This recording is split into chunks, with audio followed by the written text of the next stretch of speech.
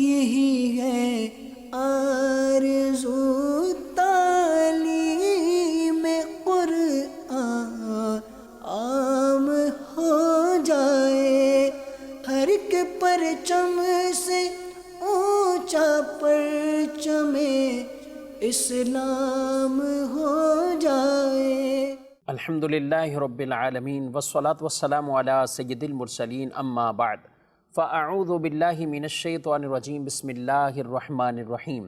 الصلاة والسلام علیکہ یا رسول اللہ وعلی آلک واصحابک یا حبیب اللہ۔ الصلاة والسلام علیکہ یا نبی اللہ وعلی آلک واصحابک یا نور اللہ۔ مدنی چینل کے ناظرین، پروگرام قرآنی صورتوں کا تعارف، اس میں آپ کو خوش آمدید کہتے ہیں۔ اللہ پاک ہم سب کو قرآن مجید فرقان حمید کا علم عطا فرمائے اور اس نور علم سے ہمارے سینوں کو روشن اور منور فرمائے۔ ابتداءً درود پاک کی فضیلت ہمارے پیارے رسول صلی اللہ علیہ وآلہ وسلم کا فرمان عظمت عالی شان ہے۔ تین طرح کے ایسے اشخاص جنہیں بروز محشر اللہ پاک اپنے عرش کا سایہ عطا فرمائے گا۔ ان میں سے پہلا شخص ارشاد فرمایا جو میرے کسی امتی کی پریشانی کو دور کرے، دوسرا وہ جو میری سنت کو زندہ کرے، اور تیسرا وہ خوش نصیب ہے جو مجھ پر کثرت سے درود بھیجے۔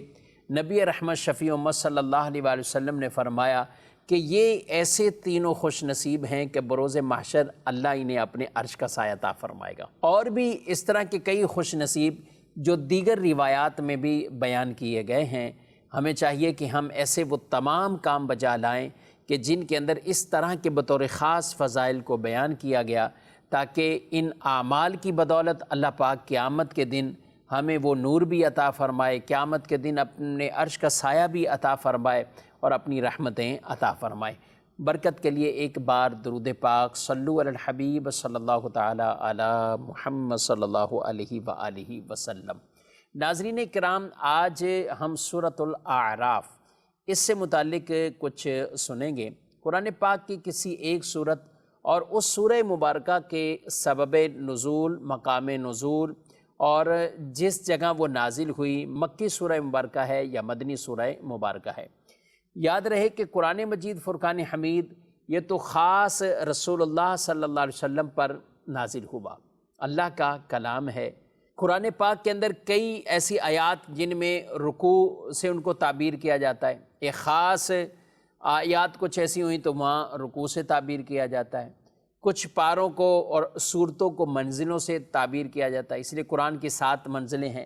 اور بطور خاص حضرت عثمان غنی رضی اللہ تعالیٰ عنہ کی طرف سے یہ منسوب اور آپ سے مروی کہ آپ نے ان 7 میں تقسیم کیا ہوا تھا اور آپ 7 دنوں کے اندر قرآن پاک وہ ختم فرما لیا کرتے تھے۔ ایک بات ہے یعنی آیات، قرآن پاک کی آیات، اور ایک ہے رکوع، ایک ہے پارہ اور سورہ مبارکہ۔ یہ جو سورہ مبارکہ ہے کہ جس کے اندر اس کا مضمون گویا کہ مکمل ہوا، تو ایسی تمام آیات کا مجموعہ وہ سورہ مبارکہ کہلاتا ہے کہ جس میں اس کا مضمون وہ مکمل ہوا اور اس کا نام خاص کسی نسبت سے رکھ دیا، یعنی وہ یا تو اسی سورہ مبارکہ کے اندر کوئی ایسا واقعہ ہے کہ جس کے نام پر اس سورہ مبارکہ کو رکھ دیا گیا، یا کسی خاص اللہ کے پیارے نبی یا کسی ولی سے نسبت رکھتے ہوئے وہ سورہ مبارکہ کا نام اس پر رکھ دیا گیا۔ جیسے سورہ مبارکہ کے اندر ہی سورہ ابراہیم بھی ہے، سورہ محمد بھی ہے، سورہ یاسین شریف ہے۔ تو یہ مختلف ایسے نام ہیں کہ جن پر یعنی انبیاء کے ناموں پر سورہ مبارکہ۔ اسی طرح اولیاء کے بارے میں بھی ہے، اسی قرآن پاک کے اندر سورہ مریم بھی ہے، اسی قرآن پاک کے اندر سورہ لقمان بھی ہے۔ یہ خاص کہ جن میں اللہ پاک کے جو پیارے بندے ہیں، بندیاں ہیں، ان کے ناموں پر بھی قرآن پاک کی کئی صورتوں کے نام رکھے گئے۔ اصحاب کہف کا خاص تذکرہ ہے تو سورۃ الکہف بھی قرآن پاک کے اندر موجود ہے، بڑی فضیلتوں والی صورت ہے۔ تو عرض کرنے کا مدعا وہ آیات کا مجموعہ جس میں مضمون کمپلیٹ ہوا، مضمون مکمل ہوا اور اس کو ایک سورت کا نام دیا گیا، اور اسی سورہ مبارکہ سے ہی نسبت رکھنے کے طور پر اس سورت کا وہ نام رکھ دیا گیا۔ اب وہ سورت مکی ہے یا مدنی، یہ نسبت تو خاص پیارے رسول صلی اللہ علیہ وسلم کی وجہ سے ہے، اس وجہ سے نہیں ہے کہ جبریل امین علیہ السلام ان کو کوئی نسبت مکی مدنی کے اعتبار سے نہیں، اس طرح بھی نہیں۔ لوح محفوظ کو کوئی یہ نسبت ہے، اس وجہ سے بھی نہیں ہے۔ اللہ پاک ویسے ہی مکان سے پاک ہے، منزہ ہے، مبرہ ہے۔ رب تبارک و تعالی جسم جسمانیات سے پاک ہیں۔ تو مفتی احمد یار خان نعیمی رحمۃ اللہ تعالیٰ علیہ نے بڑی ہی پیاری بات ارشاد فرمائی کہ جو صورتوں کے نام باقاعدہ وہ تو انہی صورتوں میں سے کوئی خلاصہ یا خاص کسی واقعے کی طرف اشارہ ہو جاتا ہے، لیکن جو مکی اور مدنی کا فرق ہے یہ خاص اس وجہ سے یہ ہے کہ پیارے رسول صلی اللہ تعالیٰ علیہ وآلہ وسلم جب تک ہجرت سے پہلے مکے میں رہے تو صورتیں مکی بنتی گئیں، جب آپ ہجرت کر کے مدینے میں آئے تو صورتیں مدنی بنتی رہیں۔ سبحان اللہ عز و جل۔ یعنی مکی صورت ہونا یا مدنی صورت ہونا یہ نسبت رسول، خاص رسول اللہ صلی اللہ علیہ وآلہ وسلم سے نسبت کی وجہ سے ان سورہ مبارکہ کا مکی اور مدنی ہونا یہ بیان کیا گیا۔ سورۃ الاعراف جس پر آج ہماری گفتگو ہے، یاد رکھیں کہ سورۃ الاعراف یہ مکی صورت ہے، اور مکی صورتوں میں بیان کیا گیا سب سے بڑی صورت سورۃ الاعراف ہے۔ مکی صورتوں میں سب سے بڑی صورت سورۃ الاعراف ہے، تقریباً 1.25 پارہ یعنی اس پر یہ مشتمل سورہ اعراف ہے۔ اور اعراف کہنے کی وجہ بھی ایک خاص ہے کہ جنت اور دوزخ کے بیچ میں جو جگہ ایک بلندی ہے، اس بلندی کی وجہ سے اس کو اعراف کہتے ہیں، اس وجہ سے اس سورہ مبارکہ کے نام وہ اعراف رکھا گیا، سورۃ الاعراف۔ اور اصحاب اعراف کون سے ہیں؟ ان کے اندر تفسیر میں مختلف اقوال بیان کیے گئے۔ ایک قول بیان کیا گیا فرشتے ہوں گے، ایک قول بیان کیا گیا انبیاء ہوں گے اس مقام پر، اور ایک قول یہ بھی بیان کیا گیا کہ یہ وہ لوگ ہوں گے کہ جن کی نیکیاں اور گناہ برابر ہوئے، نہ گناہوں میں اضافہ اس طرح ہے کہ وہ جہنم کی طرف جاتے، نہ نیکیوں میں اضافہ اس طرح ہے کہ وہ جنت کی طرف جاتے، تو ان کے لیے وہ خاص جنت اور دوزخ کے بیچ میں وہ ایک بلند مقام ہے جس پر ان کو رکھا جائے گا، اور حجاب کی صورت میں ان کو رکھا جائے گا۔ یہ خاص طور پر اس صورت میں ان کے حالات، واقعات اور مضامین کو بیان کیا گیا ہے کہ جب یہ اصحاب اعراف سے سوال کریں گے، جنت والے بھی سوال کریں گے، مختلف اور بھی اس میں جو سوال بیان کیے گئے ہیں، اصحاب اعراف ان سے سوال کریں گے تو وہ کیا سوال کریں گے، انشاءاللہ آگے کچھ گفتگو بڑھتی ہے تو وہ سوالات بھی عرض کرتا ہوں۔ اعراف اس کا اصل مادہ اور یہ عرف سے ہے، پہچان سے، معرفت سے ہے، تو اس لیے اس کا معنی وہ جاننا اور پہچاننا بھی ہے۔ سورۃ الاعراف میں جو اصحاب اعراف ہیں وہ چونکہ ان جنتیوں کے بارے میں جانیں گے، پہچانیں گے، اور وہ ان کو ندا بھی دیں گے، پکاریں گے۔ قرآن پاک میں اللہ پاک نے ارشاد فرمایا وَنَادَى أَصْحَابُ الْأَعْرَافِ، ارشاد فرمایا اصحاب الاعراف نے ندا کی انہیں، یعنی ان کو بلایا، پکارا۔ اور یہ بھی ارشاد فرمایا گیا وَبَيْنَهُمَا حِجَابٌ وَعَلَى الْأَعْرَافِ رِجَالٌ، کہا کہ ان کے درمیان یعنی جنتیوں اور دوزخیوں ان دونوں کے درمیان ایک حجاب ہے، اور اعراف پر کچھ مرد ہوں گے۔ وہ مرد کیا ہیں؟ رجال یعرفون کلا بسیماہم، وہ ان میں سے ہر ایک کو پہچان لیں گے، ان میں سے ہر ایک کو پہچان لیں گے، یعنی وہ چونکہ بلندی پر ہوں گے دونوں میں سے ہر ایک کو پہچان لیں گے۔ وَنَادَوْا أَصْحَابَ الْجَنَّةِ أَنْ سَلَامٌ عَلَيْكُمْ، اور وہ اصحاب جنت کو یعنی اصحاب اعراف، یہ درمیان میں رہنے والے جنتی لوگوں کو وہ پکاریں گے، ندا دیں گے، اور انہیں کہیں گے کہ تم پر سلامتی ہو۔ لم يدخلوها وهم يطمعون، یہ اصحاب اعراف وہ جو کہ جنت میں داخل نہیں ہوئے لیکن اس کے امیدوار ہیں، یہ اس کی تمنا رکھتے ہیں، چاہتے یہ ہیں کہ یہ جنتی ہو جائے، جنت میں ان کو داخل کر دیا جائے، لیکن فرمایا کہ یہ جنت میں داخل نہیں ہوں گے۔ ناظرین کرام، اس سورہ مبارکہ کے کچھ فضائل بھی ہیں، اور جو طویل سورہ مبارکہ ہیں جن کو سب الطوال کہا جاتا ہے، یعنی وہ 7 بڑی صورتیں، ان صورتوں کے اندر ایک سورۃ الاعراف اس کا بھی تذکرہ ہے۔ اما عائشہ صدیقہ رضی اللہ تعالی عنہا آپ فرماتی ہیں کہ رسول اللہ صلی اللہ علیہ وآلہ وسلم نے ارشاد فرمایا، جس نے قرآن پاک کی پہلی بڑی 7 صورتوں کو حفظ کیا اور اس کی تلاوت کرتا رہا تو یہ اس کے لیے کثیر ثواب کا باعث ہے، اور ان 7 صورتوں میں ایک صورت وہ اعراف بھی فرمائی گئی، ایک صورت وہ اعراف بھی ہے، اور یہ وہ 7 بڑی صورتیں۔ بڑی صورت کسے کہا جاتا ہے، اس کے بارے میں علماء تفاسیر نے یہ بیان کیا، سورہ فاتحہ کے بعد پہلی وہ بڑی 7 صورتیں جس میں 100 یا اس سے زیادہ، یعنی 100 سے زائد جس میں آیات ہیں، اور اسی وجہ سے السبع الطوال کے نام سے ان کو پکارا جاتا ہے۔ سورۃ البقرہ، سورہ آل عمران، سورۃ النساء، سورۃ المائدہ، سورۃ الانعام، سورۃ الاعراف، سورۃ الانفال، یہ بڑی صورتوں میں یعنی سورہ فاتحہ کے بعد، اور جن صورتوں میں 100 سے کم آیتیں ہیں تو ان کے بارے میں ان کو مثانی کہا جاتا ہے، یعنی صورتوں کے نام مختلف انداز سے ان کو یہ پہلے یاد رکھنے کے لیے مقرر کیا جاتا تھا، اور ان کے بعد وہ مفصل، یعنی سورہ حجرات سے لے کر البروج تک طوال مفصل، اور البروج سے لے کر البینہ تک اوساط مفصل، اور البینہ سے لے کر قرآن کے اختتام تک سارے مفصل، یعنی ان کو وہ مفصل کے نام سے، اور پھر مفصل کے بھی آگے یہ 3 طرح کی قسمیں وہ بیان کی گئیں کہ جن میں طوال بھی بیان کیا، اوسط بھی بیان کیا، اور قصار یعنی کم آیات والی وہ بھی ان کو بھی بیان فرما دیا گیا۔ تو یہ خاص طور پر جو صورتوں کو تقسیم کیا کہ جس کے اندر 100 سے زائد آیات پر مشتمل جو سورہ مبارکہ ہیں، جن کو خاص طور پر وہ سبع طوال کے نام سے، اور ان صورتوں میں ان صورتوں کو بیان کیا گیا جن کے نام ابھی میں نے ذکر کیے ہیں۔ مدنی چینل کے ناظرین، سورۃ الاعراف کے کچھ مضامین کی طرف کوئی خلاصتاً انشاءاللہ عرض کریں گے اور اس طرف بڑھتے ہیں۔ اس کے جو مرکزی مضامین ہیں ان کے اندر تو بیسک سورۃ الاعراف یعنی ان اصحاب اعراف کا تذکرہ ہے جو کہ اس بلندی کے مقام پر ہوں گے، اور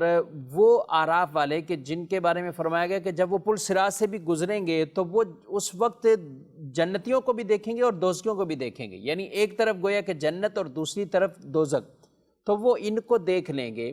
اور وہ جنتیوں کو تو سلام کریں گے مگر دوزخیوں اور اس کے مقام سے اللہ کی بارگاہ میں پناہ مانگیں گے کہ یا اللہ ہمیں اس سے محفوظ فرمانا۔ اس کی بڑی تفصیل سے ڈیٹیل سے اسی سورہ مبارکہ کے اندر اس واقعے کا بھی ذکر وہ فرمایا گیا ہے۔ یہ وہ سورہ پاک ہے کہ جس میں قیامت کے دن اعمال کا جو وزن ہوگا اس میزان عمل کے حوالے سے، اس وزن کے حوالے سے وہ بھی اسی سورہ مبارکہ کے اندر اس کا بیان ہوا ہے۔ اور قیامت کے دن جو میزان عمل میں یعنی خاص وہ پلڑے ہوں گے، تو یاد رکھیں دنیاوی ہمارا اصول یہ ہے کہ جو وزنی ہوتا ہے وہ نیچے کی طرف ہو جاتا ہے اور جو ہلکا ہوتا ہے وہ اوپر ہوتا ہے، لیکن میزان عمل اس کے اندر جو اعمال یعنی جن کا پلڑا بھاری ہوگا تو اس بھاری سے مراد وہ اوپر کی طرف ہوگا، یعنی گویا کہ درجے میں بھی وہ بلند مرتبے والے ہیں، شان والے گئے، تو وزنی پلڑا اوپر ہوگا، اور جن کے خفیف اور جن کے ہلکے یعنی پلڑے میں اعمال کم ہوں گے تو وہ نیچے کی طرف ہوگا۔ تو یہ دنیا کے جو میزان ہے یعنی دنیا کے اندر جو ترازو ہیں اس کی مثل نہیں، لیکن اس کے اندر جو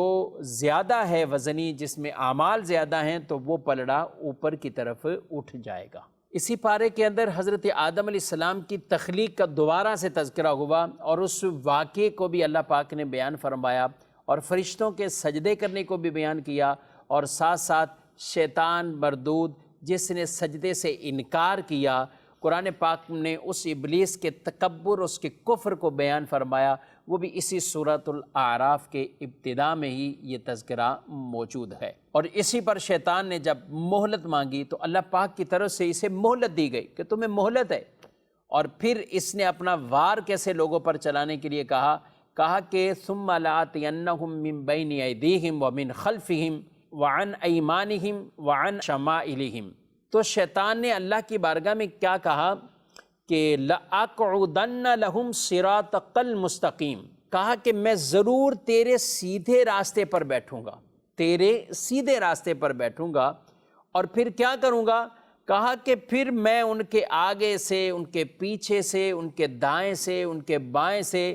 ہر اعتبار سے میں لوگوں پر وہ حملہ کروں گا۔ یاد رکھیں، جو احباب نیکی کی طرف ہوتے ہیں، جو نیک مشن کی طرف ہوتے ہیں، اللہ اور اس کے رسول کی اطاعت کی طرف ہوتے ہیں، شیطان انہی کو ورگلائے گا، انہی کو اس کام سے باز کرے گا۔ ایک بے نمازی شخص کو شیطان نماز سے کیا روکے گا؟ وہ خود ہی اس نے اپنے نفس کو، اپنے آپ کو نمازیں ترک کرنے کا عادی بنایا ہوا ہے۔ اور ایک وہ شخص جو نماز کا پابند ہے، نماز پڑھتا ہے، وہ سیدھے راستے پہ گویا کہ چل رہا ہے، شیطان اسی پر اپنا وار چلاتا ہے اور اس سیدھے راستے پر بیٹھ کر اس کو بہکاتا ہے، اس کو نمازوں سے دور کرتا ہے، نیکی کے کاموں سے دور کرتا ہے۔ اور کئی لوگ ایسے ہیں کہ جن کو ایمانیات کے حوالے سے شیطان ایسے وسوسے ڈالنے کی کوشش کرتا ہے، اور معاذ اللہ ثم معاذ اللہ ان کے ایمان بھی ضائع کر دیتا ہے۔ اور اس کی بیسک وجہ یہی ہوتی ہے کہ ہم علم میں بھی کمزور ہیں اور غفلتوں میں بھی ویسے ہوتے گئے،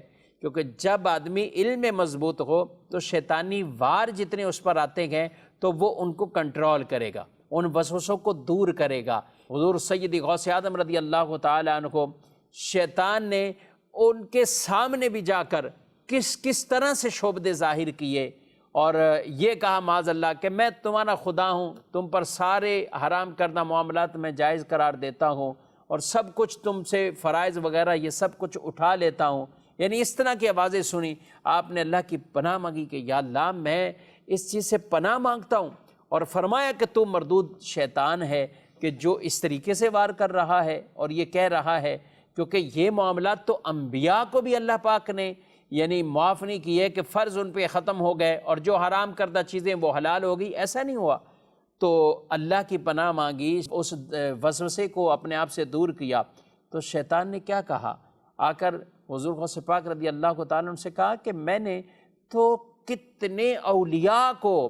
پتہ نہیں اس طرح کی کئی چیزوں میں لا کر ان کو میں نے راہ سے ہٹا دیا، اور اے عبد القادر تمہیں تمہارے علم نے بچا لیا۔ لیکن قربان جائیں سیدی و مرشدی غوث اعظم رضی اللہ تعالیٰ عنہ ان پر کہ انہوں نے فرمایا مجھے میرے علم نے نہیں، مجھے رب کے فضل اور کرم نے بچا لیا۔ یعنی میں بچا ہوں، محفوظ ہوں تو اللہ کے فضل اور اللہ کی رحمت سے ہوا ہوں۔ تو ہونا یہی چاہیے کہ جو نیکی کی توفیق ملے تو اس کی نسبت ہم اللہ کی طرف کریں، اور جو کچھ گناہ ہو جائے تو اس کی نسبت اپنے آپ کی طرف کریں، کیونکہ ارشاد فرمایا گیا ما اصابک من حسنۃ فمن اللہ وما اصابک من سیئۃ فمن نفسک، کہا کہ جو تمہیں اچھائی پہنچے تو اس کی نسبت اللہ کی طرف کرو، اور جو برائی ہو تو اپنے آپ کی طرف اس کی نسبت کرو۔ تو یہاں پر یہ شیطان کے حوالے سے بھی اسی پارے کے اندر وہ بیان کیا گیا ہے۔ اسی سورہ مبارکہ میں حضرت آدم علیہ السلام کے اس واقعے کے علاوہ بھی اور کئی انبیاء جن کے واقعات کو بیان کیا گیا، یعنی حضرت نوح علیہ السلام اور ان کی قوم، ان کے واقعے کو بیان کیا گیا، حضرت ہود علیہ السلام اور ان کی قوم، ان کا واقعہ بیان کیا گیا، حضرت صالح علیہ السلام ان کے اور ان کی قوم کا جو واقعہ تھا وہ بھی بیان ہوا، حضرت لوط علیہ السلام، حضرت شعیب، حضرت موسیٰ علی نبینا و علیہم السلام، یعنی یہ سارے انبیاء کرام علیہم السلام ہیں کہ جن کے اس واقعے کو بھی یہاں بیان کیا گیا، اور بالخصوص فرعون کا کہ حضرت موسیٰ علیہ السلام کس انداز سے، کس طرح سے آپ اس کے پاس جا کر دعوت اسلام لے کر گئے، اللہ کا پیغام لے کر گئے، اور کس طرح وہ معاذ اللہ آپ کو جھٹلاتا رہا، یہ سب کچھ یہاں پر بیان ہوا۔ حضرت موسیٰ علیہ السلام اور بلعم بن باعورہ، بڑا ایک عبرت ناک یہ واقعہ تھا۔ بلعم بن باعورہ وہ بدبخت آدمی کہ جو کہ پہلے تو بڑا نیکوکار تھا، بڑی عبادتیں کی، ریاضتیں کی، اور قرآن پاک میں اللہ نے ارشاد فرمایا وَلَوْ شِئْنَا لَرَفَعْنَاهُ، یعنی اس قدر وہ مرتبے والا بن گیا، اسم اعظم کا ورد کرنے والا کہ جسے کہا جا رہا ہے کہ ہم چاہیں تو اسے اٹھا لیں، لیکن ہوا یہ کہ اس کو مال کی لالچ میں ایسا ڈال دیا گیا اور کہا گیا کہ حضرت موسیٰ علیہ السلام کے بارے میں بد دعا کرو، ان کے خلاف دعا کرو، یعنی بد دعا کرو۔ تو پہلے تو اس نے منع کیا کہ میں کروں، اور وہ اللہ کے نبی ہیں اور میں ان کے خلاف دعا کروں، تو اس نے منع کیا، انکار کیا۔ لیکن ہوا معاملہ کچھ یوں، جب بنی اسرائیل کی طرف سے کثرت سے ایسے تحائف آئے، ہیرے جواہرات، سونا، سب کچھ اس طرح کی یہ چیزیں مل گئیں، تو اس وقت یہ اس لالچ میں آ گیا،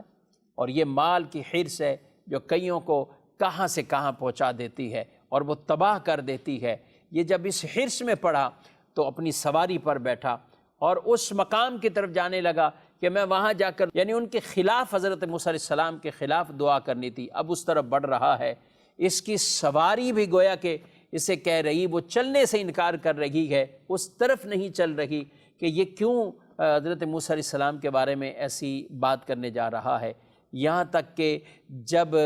بیچ میں یہ پہنچتا ہے، راستے میں پہنچتا ہے، اور اللہ کا اس پر عذاب ایسا آیا ہے کہ جو کلمات یہ زبان سے کہتا ہے، اس نے کرنی تو حضرت موسیٰ علیہ السلام کے خلاف دعا تھی، لیکن یہ ان لوگوں کے اور اپنے بارے خلاف دعا کر رہا ہے۔ تو وہ لوگ اسے کہتے کہ یہ کیا کہہ رہے ہو، کیا کہہ رہے ہو،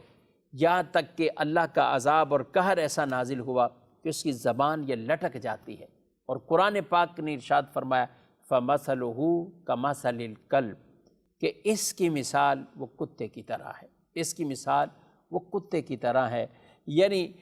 یہ اس کی جو زبان کا اب لٹک جانا ہے، اور اس کو اب تمثیل اور مثال کتے کے ساتھ ملا دیا گیا۔ اللہ اکبر! یعنی وہ شخص جو پہلے اس مقام اور مرتبے پر ہو، اور پھر اللہ کے نبی حضرت موسیٰ علیہ السلام کے بارے میں اتنی بے ادبی والا معاملہ اس کے دل میں آ جائے، اور اس کے اعمال سے یہ ظاہر ہو جائے کہ وہ بد دعا کرنے چلا ہے، تو اب اس پر اللہ کا عذاب ایسا آیا کہ وہ اس کی زبان لٹک جاتی ہے۔ جسے پہلے اسم اعظم کا ورد کرنے کی بدولت مستجاب الدعویٰ کہا گیا، اور اسے کہا گیا کہ اس مقام اور مرتبے پر یہ فائز ہے، لیکن اب اسی کو کہا جا رہا ہے کہ وہ کتے کی مثال ہے، اس کی مثال جیسے کہ کتے کی مثال ہے۔ اور ایک طرف اس کتے کا اگر ہم تذکرہ کریں کہ جو اصحاب کہف کا کتا ہے، یاد رکھیں کہ وہ ہے تو کتا ہی، مگر جب اللہ کے پیاروں سے اسے نسبت ہو گئی، اور قرآن پاک میں ارشاد فرمایا وہ اپنی قلائیاں بچھا کر ان کے سامنے بیٹھا ہوا ہے، یعنی اس غار کے سامنے وہ بیٹھا ہوا ہے، تو یہاں پر اس کتے کا تذکرہ بار بار ہو رہا ہے، اور فرمایا گیا کہ قیامت کے دن اس کو بھی انسانی صورت میں لا کر اللہ جنت کا وہ داخلہ عطا فرمائے گا۔